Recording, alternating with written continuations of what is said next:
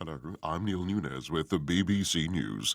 The governing party candidate has won the most votes in Nigeria's disputed presidential election, but the Electoral Commission has yet to confirm Bola Tinubu's win, as he must also pass the benchmark of 25% of all votes in all of Nigeria's states. He has a total of almost 9 million votes, far ahead of his main rival Atiku Abubakar. More from Mayani Jones.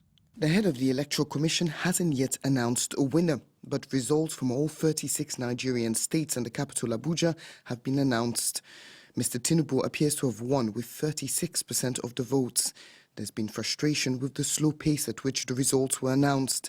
The Electoral Commission says this was because of technical issues with the new electronic system that has only been used nationally in these polls. The two main opposition parties have called the process a sham and called for new elections. The fire service in Greece says 16 people have been killed and at least 85 were injured in a late-night train crash. Rescue workers have been scouring the severely damaged carriages of a passenger train near the central city of Larissa. It collided with a cargo train, causing it to derail and catch fire. An ambulance worker at the scene gave the latest information. The injured have fractures in the limbs, hip and rib area and breathing problems. The fire has been put out in the front carriages. Firemen have gone into the carriages trying to remove the dead so that they can then rescue those trapped inside.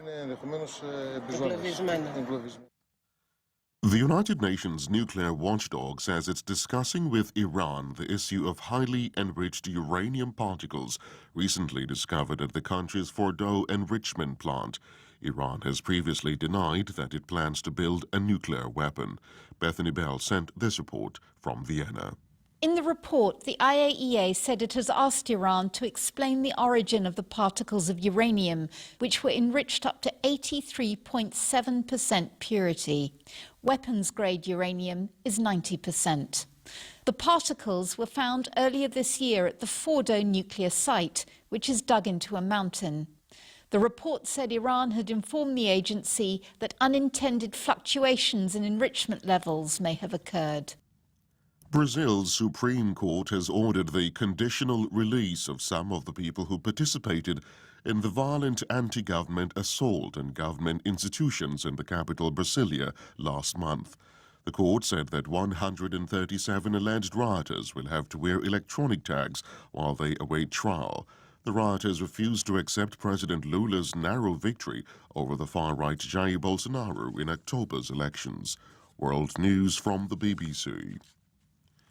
The coffins of 65 victims of a migrant shipwreck in southern Italy have been laid out in a sports hall in Crotone in Calabria region. They died when the boat they were traveling in hit rocks and broke up in a storm on Sunday. About 80 people survived, others are still missing. Some relatives from Germany and elsewhere have arrived to pay their respects. The U.S. Supreme Court has had arguments over the legitimacy of President Biden's plan to give loan relief to millions of students. 6 Republican-controlled states have brought the case, arguing Mr. Biden is exceeding his powers. He promised to cancel $430 billion worth of student loans after the COVID pandemic. President Putin has signed an amended language law which will ban the use of non-Russian words in official situations and government publications. It says these must use Russian words and expressions that correspond to what are termed modern literary norms. Residential areas often use such words as cottage, house, and forest instead of their Russian equivalents.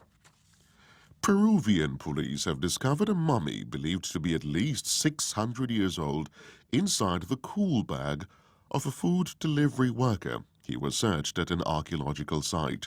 Will Leonardo picks up this story. Officers in the southeastern Peruvian city of Puno said they'd approached a group of apparently drunk men before opening one of their food delivery bags. Inside, they found a pre-Hispanic mummy squeezed into the square container in a fetal position. One man then explained he'd been sharing a room with a bandaged mummy, which he'd named Juanita. He said he considered Juanita to be his spiritual girlfriend and had taken her out to show his mates. Experts have since said the mummy is believed to be a 45-year-old male. Peru's Ministry of Culture has now taken charge of the remains and the delivery worker has been arrested. BBC World News.